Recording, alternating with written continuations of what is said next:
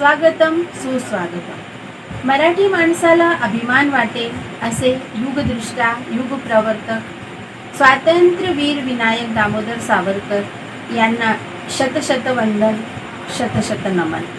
मराठी साहित्य अकादमी भोपाळ आणि महाराष्ट्र समाज उज्जैनी यांच्या संयुक्त प्रयासाने वीर सावरकरांच्या जन्मजयंतीनिमित्त व्हर्च्युअल व्याख्यान आयोजित केले जात आहे। या कार्यक्रमात मी सौ राजश्री राजेंद्र जोशी, अध्यक्ष महाराष्ट्र समाज उज्जैनी, आपणा सर्व प्रेक्षकांचे श्रोत्यांचे मनपूर्वक हार्दिक स्वागत अभिनंदन करते। आज या कार्यक्रमासाठी आम्हाला प्रमुख पाहुण्या लाभल्या आहे मध्य प्रदेश शासनमध्ये पर्यटन एवं संस्कृती मंत्री सुश्री उषा ठाकूर दीदी। त्याचबरोबर आजच्या व्हर्च्युअल व्याख्यानाचे मुख्य वक्ते जबलपूरचे श्रीयुत दीपक मोरेश्वर मुंजे साहेब आमच्यामध्ये उपस्थित आहेत। मुंजे साहेब अन्य संघटन, सामाजिक, राजनैतिक, धार्मिक, शैक्षणिक या संस्थांबरोबर जुळलेले आहेत। त्याचबरोबर आपण वीर सावरकर जन्मशताब्दी समितीचे सचिवपद यावर पण सुशोभित होते आणि आपल्यासारखे अष्टपैलू व्यक्तिमत्व आमच्याबरोबर उपस्थित आहेत आणि आपणाकडून आम्हाला वीर सावरकरांच्या व्यक्तित्व आणि कृतित्वावर ऐकायला मिळणार आहे, हे आमचे सौभाग्यच आहे। आजच्या कार्यक्रमाला आमच्याबरोबर मराठी साहित्य अकादमीचे निदेशक, नवनियुक्त निदेशक श्रीयुत उदय परांजपे साहेब पण उपस्थित आहे। मी त्यांचं मनपूर्वक स्वागत करते, त्याचबरोबर त्यांना शुभेच्छा पण प्रेषित करते।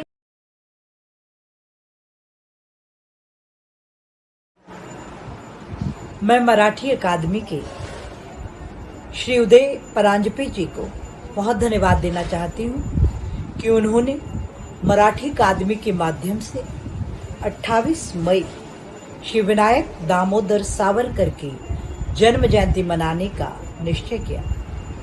ये बहुत आवश्यक है कि वर्तमान पीढ़ी हमारे पुरखों की पावन परंपरा को समझे और उनसे प्रेरणा प्राप्त करे कि वो भी 21वीं शताब्दी के जगत गुरु भारत में किस प्रकार से अपना सहयोग प्रदान कर सकते हैं। हम सब जानते हैं सावरकर यानी एक व्यक्ति नहीं, एक विचार, एक मिशन।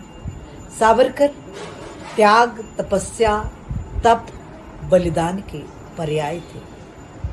उनकी प्रखर राष्ट्रभक्ति से अंग्रेज सरकार इतनी भयभीत रहती थी कि उन्होंने एक जीवन काल में किसी व्यक्ति को 2 बार मृत्यु दंड दिया तो वो सावरकर थे। वकालत की परीक्षा पास कर लेने के बाद भी इस भय से उन्हें डिग्री प्रदान नहीं की गई कि यदि उन्हें डिग्री मिल गई तो वो अंग्रेज सरकार के छक्के छुड़ा देंगे। ऐसे प्रखर राष्ट्रभक्तों से आने वाली पीढ़ी का परिचय हो, ये हम सब का दायित्व है। मैं इस मौके पर उनके चरणों में अपना प्रणाम करते हुए ये निवेदित करना चाहती हूँ कि हम आभारी सावरकर के जो गदर शब्द को काट दिया, स्वातंत्र समर के माथे से टीका कलंक का मिटा दिया। आओ हम सब मिल करके उन वीरों का गुणगान करें, उन वीर शहीदों के खाते ये पूरा हिंदुस्तान करे। मेरी सबसे करबद्ध प्रार्थना है, जिसे अपने देश से रत्ती भर भी प्रेम हो, वो भारतीय इतिहास के 6 स्वर्णिम पृष्ठ जो विनायक दामोदर द्वारा लिखित हैं उन्हें अवश्य पढ़ें और हम सब भी ये तय करें कि वर्तमान दौर में सावरकर के उन सद्गुणों को, उस राष्ट्रभक्ति को हम हमारे भीतर कैसे समाहित करें कि 21वीं शताब्दी के जगत गुरु भारत निर्माण में हम सब की भूमिका सुनिश्चित हो सके, हम भी अपने मानव जीवन को सार्थकता दे सकें। धन्यवाद। जय हिंद।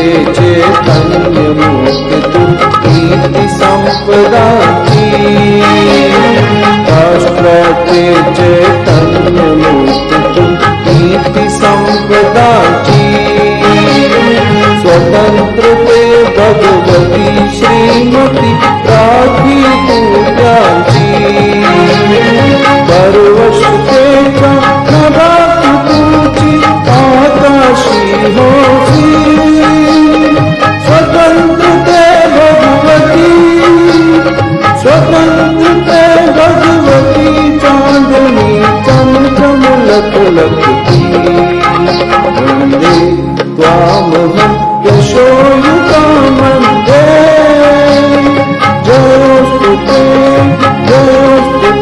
श्रीमन्मङ्गल शिवास्तवे शुभे स्वतन्त्रते भगवती त्वामहं यशोयुतां वन्दे यशोयुतां वन्दे।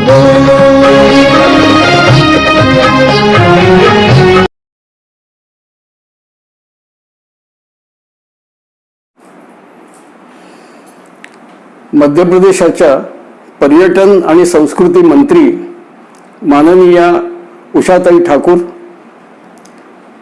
मराठी साहित्य अकादमीचे निदेशक श्री उदय परांजपे आणि महाराष्ट्र समाज उज्जैनच्या अध्यक्षा आजच्या कार्यक्रमाच्या निवेदिका सौभाग्यवती राजश्री जोशी आणि बंधू भगिनींनो, स्वातंत्र्यवीर सावरकरांच्या 138व्या जयंतीनिमित्त त्यांच्या विभिन्न पैलूंवर, त्यांच्या व्यक्तिमत्वाच्या विभिन्न पैलूंवर मला बोलण्यासाठी सांगण्यात आले.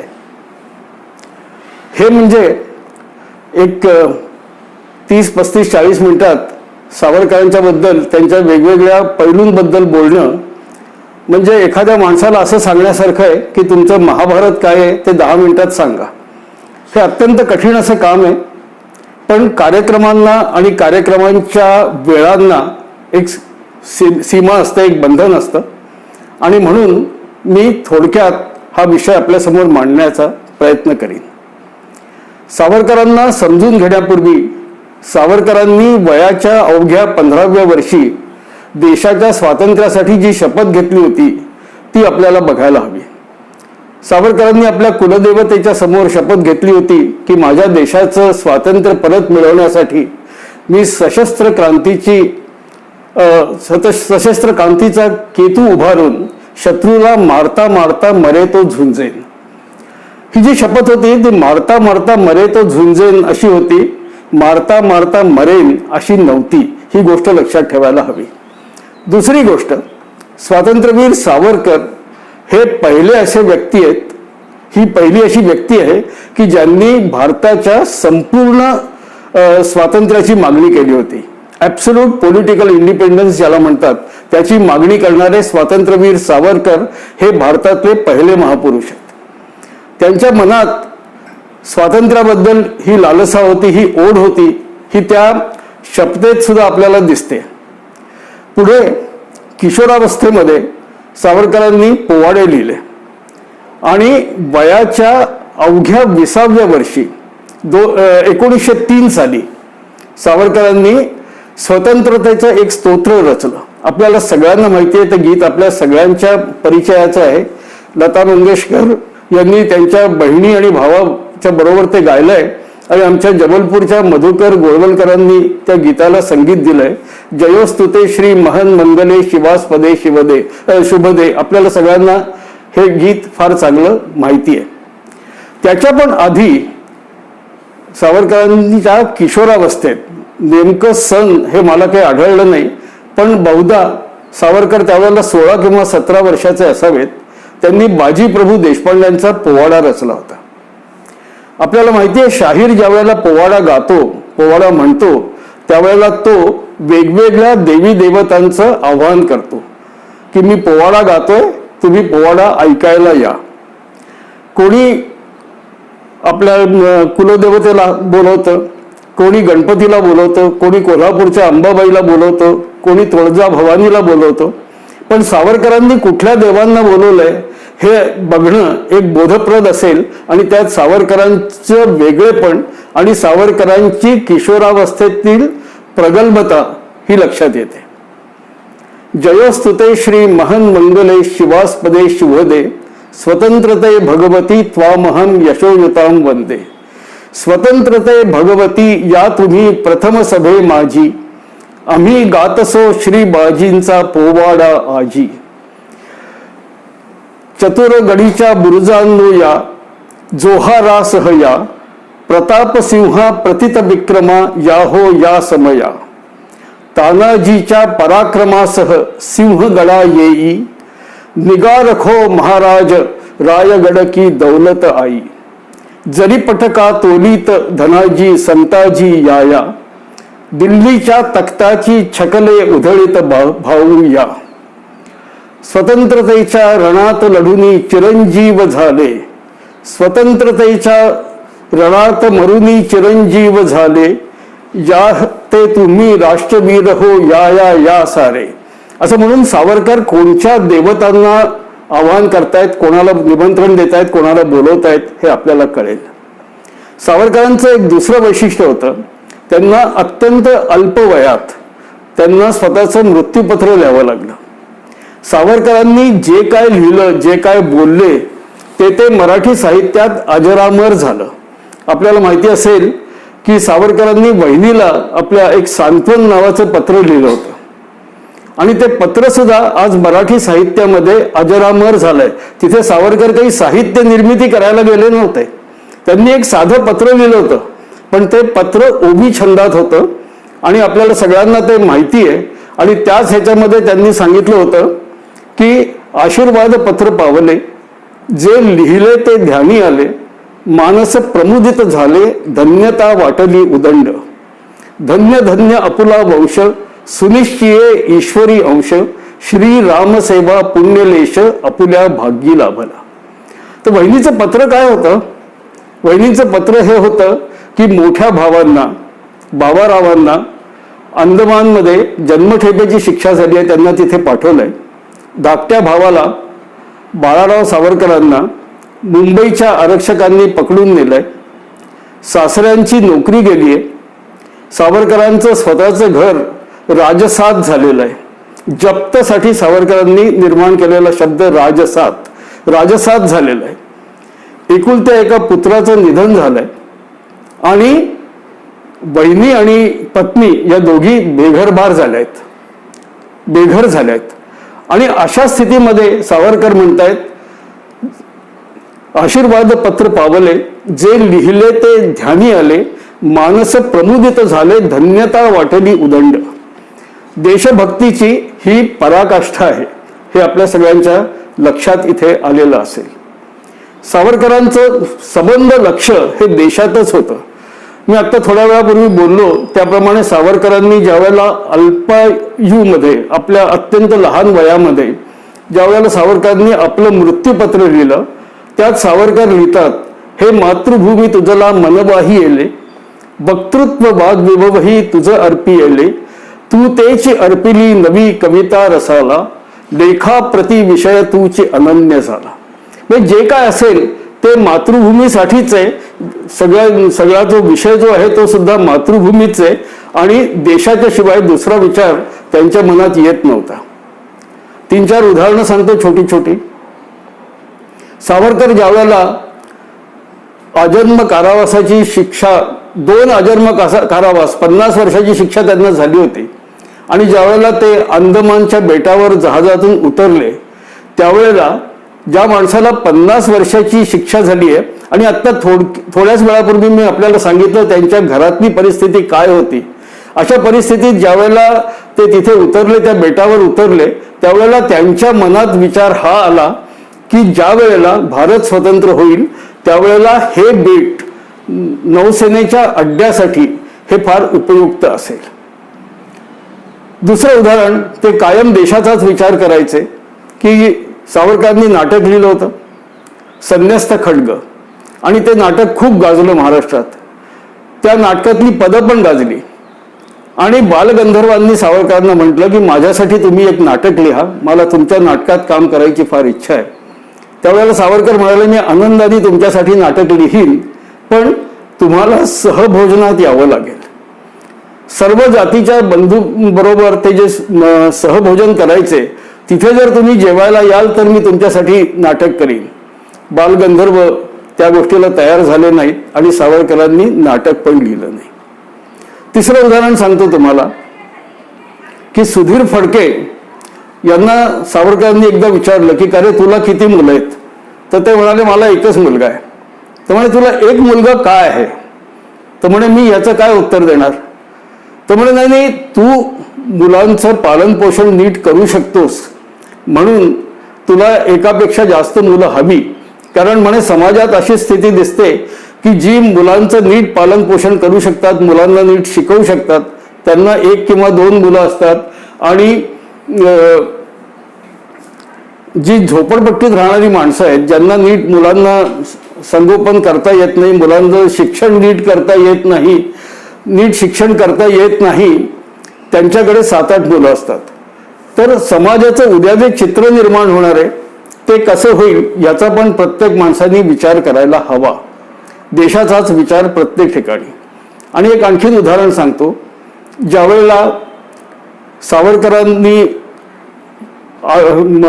प्रायोपवेशन केलं त्याच्या काही दिवस आधी 1965 सालचं युद्ध संपलं होतं. 26 फेब्रुवारीला सावरकरांनी आत्मार्पण केलं. त्याच्या आधी सैन्यातला एक मोठा अधिकारी सावरकरांना भेटायला आला आणि त्यांनी सावरकरांना सांगितलं की म्हणे तात्याराव आपण 65च्या युद्धात विजयी झालेलो आहोत. ही बातमी ऐकून तुम्हाला फार आनंद वाटेल म्हणून मी तुम्हाला सांगायला आलोय. तर ज्यावेळेला त्या अधिकारी भेटायला गेला सावरकरांना त्यावेळेला सावरकर पलंगावरती झोपलेले होते. त्यांना उठून बसता सुद्धा त्यावेळेला येत नव्हतं. पण त्यांच्या पलंगा शेजारी भिंतीवरती एक मानचित्र लागलेलं होतं सीमेचं. नकाशा ज्याला आपण म्हणतो, सावरकरांनी नकाशासाठी मानचित्र हा शब्द वापरला होता. मानचित्र होतं आणि सावरकरांच्या हातात एक छडी होती. त्यांनी ती छडी त्या मानचित्रावर ठेवली आणि म्हटलं की जनरल तू इथे उभा होतास, इथून तुला तिथे सैन्य न्यायला हवं होतं, तू तिथे न नेता इथे का नेलास? तर त्या जनरलनी लिहिलंय की सावरकरांचं हे बोलणं ऐकून मी न कळत अटेन्शनमध्ये उभा राहिलो आणि त्यांना म्हटलं की तुम्ही जर पंतप्रधान असतात भारताचे तर मला तुम्ही म्हणताय तसं करता आलं असतं.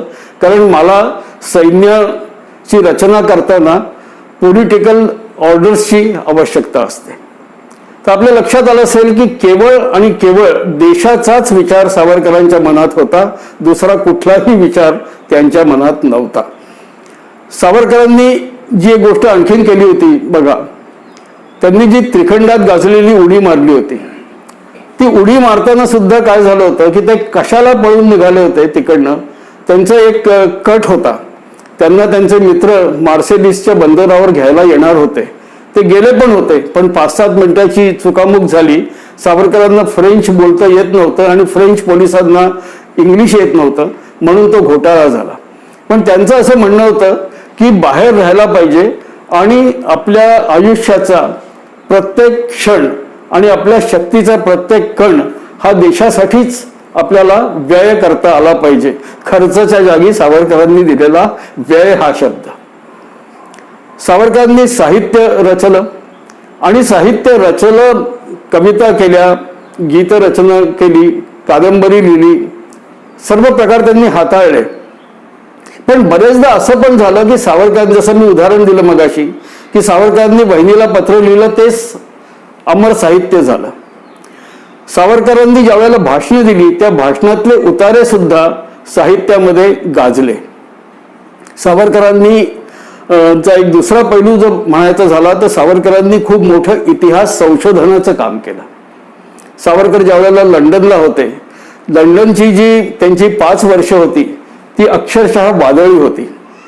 प्राध्यापक हरेंद्र श्रीवास्तव यांनी एक पुस्तक लिहिलंय, स्वातंत्र्यवीर Savarkar 5 stormy years in London. तर ती जी 5 वर्ष होती त्यांची, त्या 5 वर्षामध्ये त्यांनी लंडनच्या लायब्ररीमध्ये जाऊन तिथे त्यांनी प्रचंड अभ्यास केला आणि त्यांनी 2 मोठे ग्रंथ लिहिले. एक 1857चं स्वातंत्र्य समर आणि दुसरं शिखांचा इतिहास. आज दुर्दैवाने शिखांचा इतिहास हे जे पुस्तक आहे त्याची पांडुलिपी उपलब्ध नाही आहे.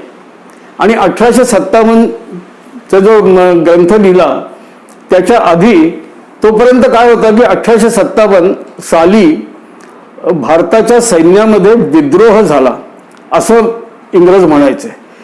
म्युटिनी. तर ती म्युटिनी नव्हती, तो विद्रोह नव्हता, तर तो भारताचा पहिला स्वातंत्र्य संग्राम होता असं सावरकरांनी अध्ययन करून सप्रमाण सिद्ध केलं. 1857ची 50वी जयंती 1907 साली सावरकरांनी लंडनमध्ये इंडिया हाऊसमध्ये साजरी केली. त्या दिवशी भाषण देताना सावरकरांचं जे भाषण होतं त्या भाषणातले सुद्धा उतारे अजरामर झालेले आहेत. This day therefore we dedicate, O restless spirits of 1857, to your inspiring memory. It was on this day that you raised a new flag to be upheld. You uttered a mission to be fulfilled. You saw a vision to be realized and you proclaimed the nation to be born. सावरकरांनी ज्यावेळेला हे भाषण दिलं आणि त्या दिवशी त्यांनी ओ मॉर्टियर्स नावाचं एक पत्रक पण छापलं होतं. ते पत्रक स्कॉटलंड यार्डच्या हातात आलं आणि हे पत्रक जर इतकं धक्कादायक आहे इंग्रजांच्या भाषेत, ते पत्रक जर एवढं डेंजरस होतं तर तो ग्रंथ किती डेंजरस असेल. आणि म्हणून त्या पुस्तकावरती प्रकाशनपूर्व बंदी घातली. जगाच्या इतिहासात हे पहिलं आणि एकमेव पुस्तक आहे ज्याच्यावर प्रकाशनपूर्व बंदी घालण्यात आलेली आहे. सावरकरांचं सर्व लेखन ह्याच बाबतीत होतं. आता अलीकडे एक 5-7 वर्षापूर्वी हे लक्षात आलेलं आहे की सावरकरांनी उर्दूमध्ये गझला पण लिहिल्या. आजकालच्या मॅनेजमेंटमध्ये प्रबंधनामध्ये असं म्हणतात की other persons point of view हा सुद्धा तुम्हाला समजून घ्यायला हवा.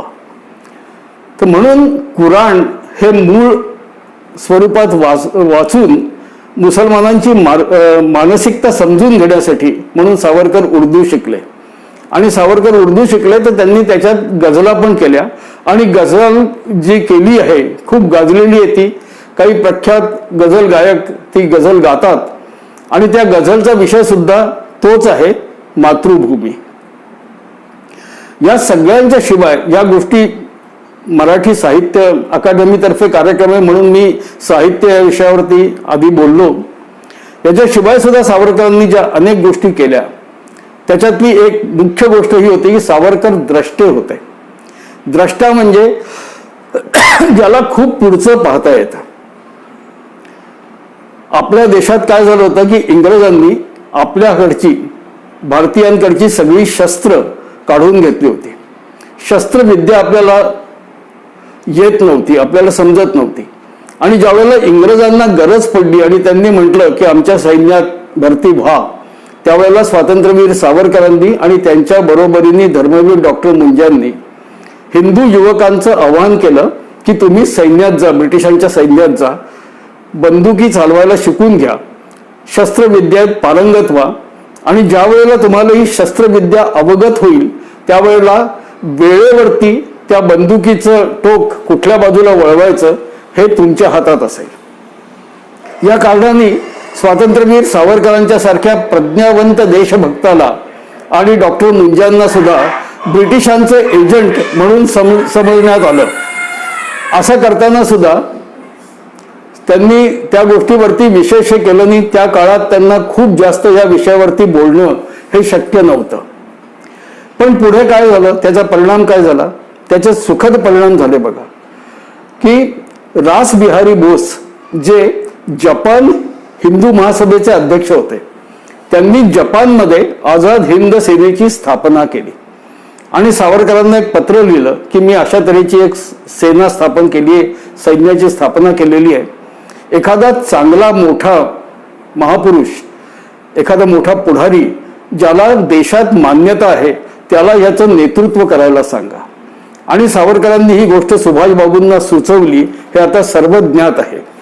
आणि सुभाषबाबूंनी ज्या वेळेला आझाद हिंद रेडिओ सिंगापूरहून पहिलं भाषण दिलं त्यावेळेला त्यांनी असं म्हटलं होतं की काँग्रेसचे पुढारी ज्यावेळेला किंग कर्तव्य मूढ अवस्थेत होते त्यावेळेला स्वातंत्र्यवीर सावरकर आणि डॉक्टर मुंजे यांच्यामुळे खूप मोठ्या संख्येत मला सैनिक मिळाले. आपण स्वतंत्र झाल्यानंतर जो आपल्याला याचा दुसरा लाभ झाला, फायद्याच्या ऐवजी लाभ, दुसरा जो लाभ झाला तो लाभ असा होता की आपल्याकडे आपल्या देशाच्या सैन्याचं नेतृत्व करायला आवश्यक जनरल्स, आवश्यक सेनापती आपल्याला उपलब्ध होते. ही एक फार मोठी गोष्ट सावरकरांची होती. याशिवाय आधुनिक हिंदुत्व जे आहे, या हिंदुत्वाची व्याख्या ही सावरकरांनी केली. आणि हिंदू कोण तर असे तो हिमाचल या भारत भूमीला जो मातृभूमी किंवा पितृभूमी पुण्यभूमी मानतो तो हिंदू, ही त्यांनी त्याची व्याख्या केली. त्याच्यात त्याची उपासना पद्धती म्हणजे प्रचलित भाषेत ज्याला धर्म म्हणतात तो कुठलाही असो त्यांनी फरक पडत नाही. आणि भारत हे हिंदू राष्ट्र आहे आणि हिंदुत्व जे आहे ही एक सांस्कृतिक अवधारणा आहे. हा मुसलमान किंवा ख्रिश्चन सारखा हा मजहब नाही, हा धर्म आहे आणि धर्म ही सांस्कृतिक परिभाषा आहे. हे सावरकरांनी सांगितलेलं मत याला भारताच्या सर्वोच्च न्यायालयाने याच्यावरती आपली मोहर लावलेली आहे. आपल्याला माहिती आहे मनोहरपंत जोशी महाराष्ट्राचे माजी मुख्यमंत्री आणि लोकसभेचे अध्यक्ष यांनी निवडणूक लढवताना हिंदुत्वाच्या आधारावर मतं मागितली होती आणि म्हणून त्यांचे निवडणूक अवैध ठरवण्यात आली मुंबई हायकोर्टाने. त्याच्या विरुद्ध मनोहरपंत जोशी सुप्रीम कोर्टात गेले, सर्वोच्च न्यायालयात गेले आणि तिथे सर्वोच्च न्यायालयाने सांगितलं की नाही, ही निवडणूक जी आहे ही पूर्ण वैध आहे, कारण हिंदू हा मजहब नाही, ही एक जीवन पद्धती आहे. तर हे सुद्धा खूप मोठं काम स्वातंत्र्यवीर सावरकरांनी केलेलं आहे. आज हिंदुत्वाचा जो काय विचार आहे तो सगळा विचार सावरकरांनी आपल्याला दिलेला आहे. याशिवाय एक खूप मोठं काम सावरकरांनी केलं. त्यांच्यावरती नेहमीच आक्षेप असतो. त्यांचे विरोधक बोलतात की हे इंग्रजांच्या ज्या अटी होत्या त्या अटी मान्य करत होते. आता बघा तुम्ही काय झालं की सावरकर 11 वर्ष अंदमानात होते. त्याच्यानंतर अंदमानातून त्यांना इकडे मुख्य भूमीत आणण्यात आलं.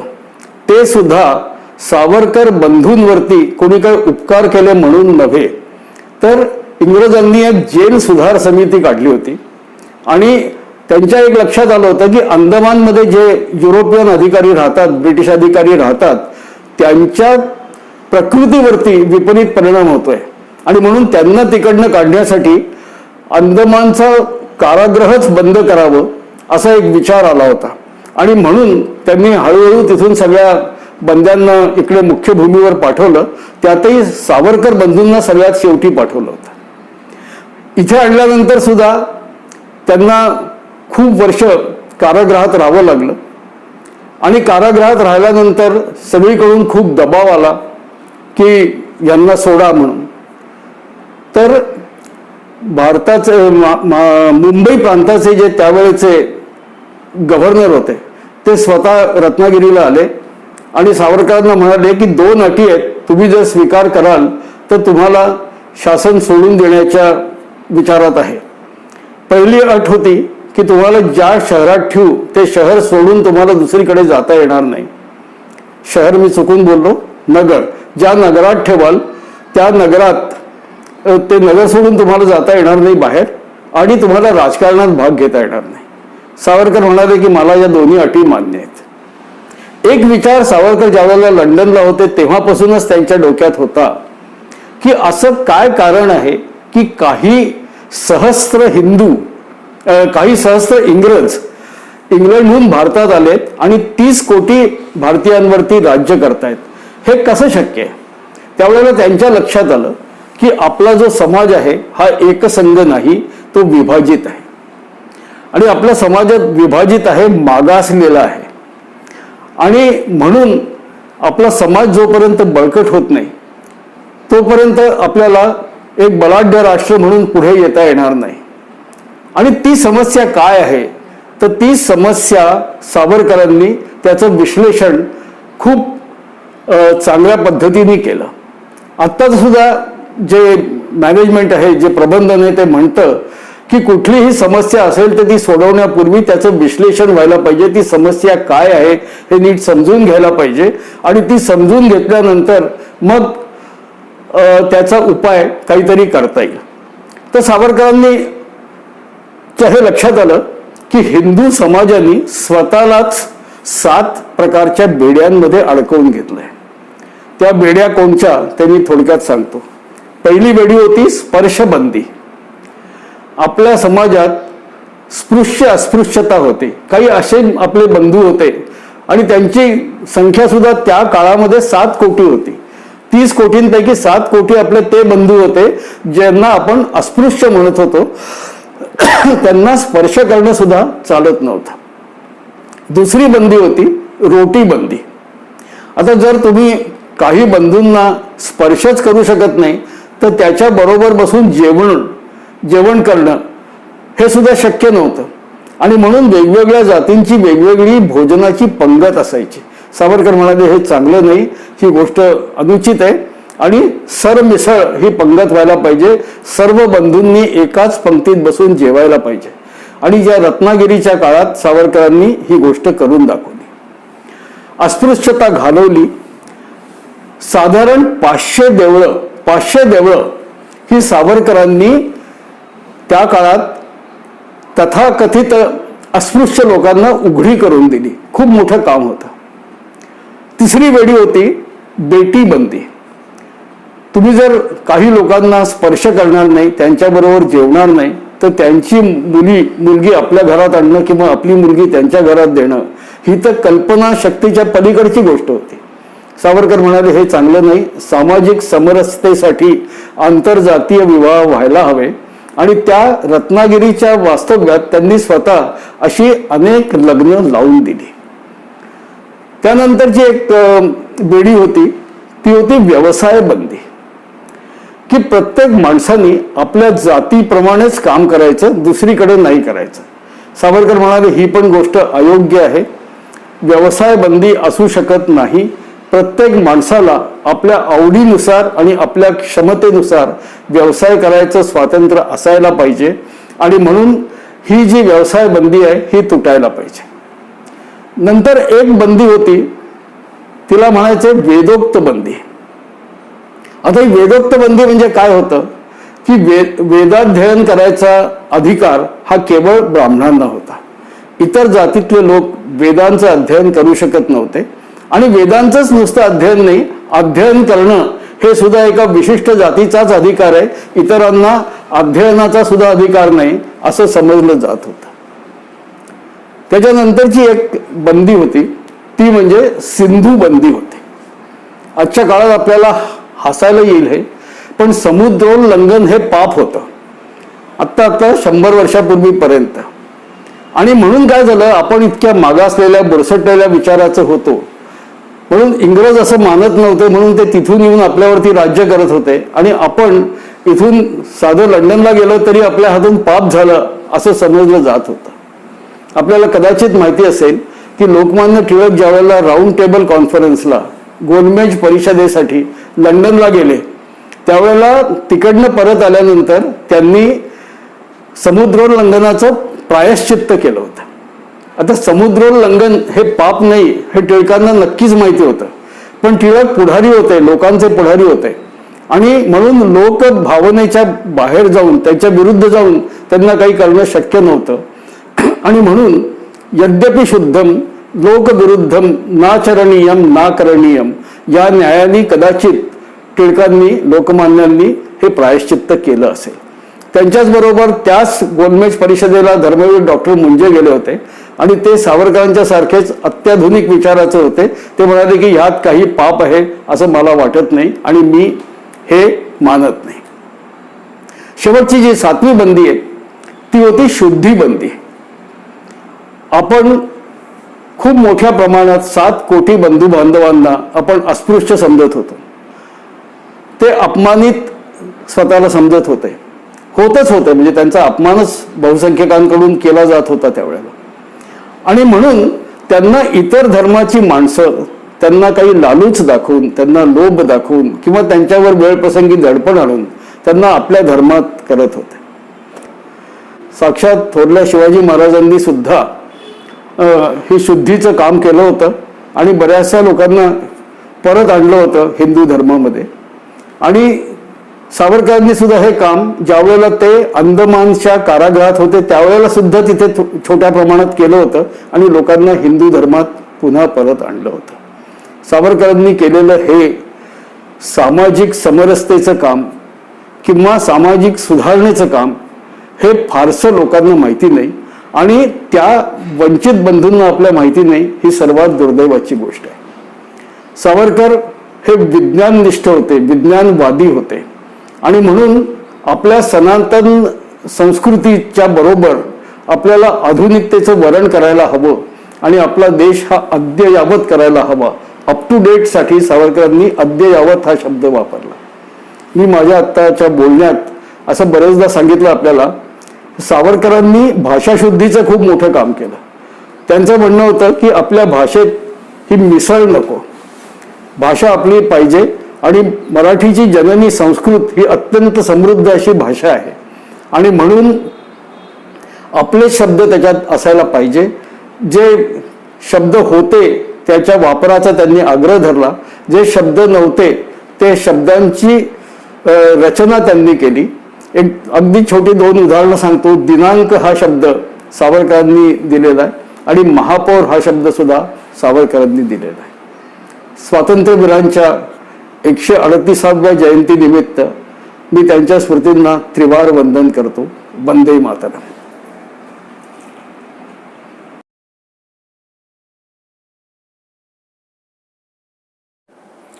धन्यवाद दीपकजी. आजच्या तरुण पिढीला वीर सावरकर नावाचं तेजपुंज व्यक्तिमत्व आपण आपल्या अत्यंत सोप्या आणि सरळ भाषेत समजावून सांगितले. आजच्या काळात कित्येक प्रचलित शब्द हे सावरकरांनी दिले आहेत हे आजच आम्हाला कळले. कमीत कमी शब्दात सावरकरांचे अष्टपैलू व्यक्तित्व आमच्या समोर सादर करण्याबद्दल सर्वप्रथम श्री दीपकजी मुंजे यांचे मी आभार मानतो. मध्य प्रदेश शासनाच्या पर्यटन, संस्कृती आणि अध्यात्म विभागाच्या मंत्री आदरणीय सुश्री उषाताई ठाकूर यांनी कार्यक्रमाला आपल्या शुभेच्छा दिल्या आहेत, त्याबद्दल त्यांना अनेक अनेक आभार. उज्जैनच्या महाराष्ट्र समाजाच्या अध्यक्ष सौ राजश्री जोशी यांचे उत्कृष्ट निवेदन आपण ऐकले आहेच, त्यांना सुद्धा अनेक अनेक धन्यवाद. मध्य प्रदेशातील आपण सर्वांसाठी अत्यंत आनंदाची आणि गौरवाची बाब अशी आहे की व्याख्यानात उल्लेख केलेले अजरामर मातृभू वंदना जयोस्तुते श्री महन मंगले याला जबलपूरच्या श्रीयुत मधुकर गोळवलकर यांनी संगीतबद्ध केले आहे. तसेच आणि म्हणूनच ते गीत प्रस्तुत करणारे उज्जैनचे श्री गौरव गडकरी, सहसचिव महाराष्ट्र समाज यांचे पण आभार. या ऑनलाईन कार्यक्रमाची तांत्रिक बाजू सांभाळणारे श्री अजय भालेराव, श्री अंकेश फाटक यांचे आभार. आणि सर्वात मुख्य आणि सर्वात महत्वाचे म्हणजे आपण श्रोतेजन ज्यांनी आपला बहुमूल्य वेळ दिला आणि या राष्ट्रपुरुषाच्या पुण्यस्मृतीला उजाळा दिला, अशा आपण श्रोत्यांना शतशः धन्यवाद व आभार. आपला पुढचा कार्यक्रम लगेचच म्हणजे परवाच रविवारी 30 मे या रोजी लोकमाता अहिल्यादेवी होळकर यांच्या जयंतीच्या पूर्वसंध्येवर संध्याकाळी ठीक 6 वाजता आयोजित केला आहे.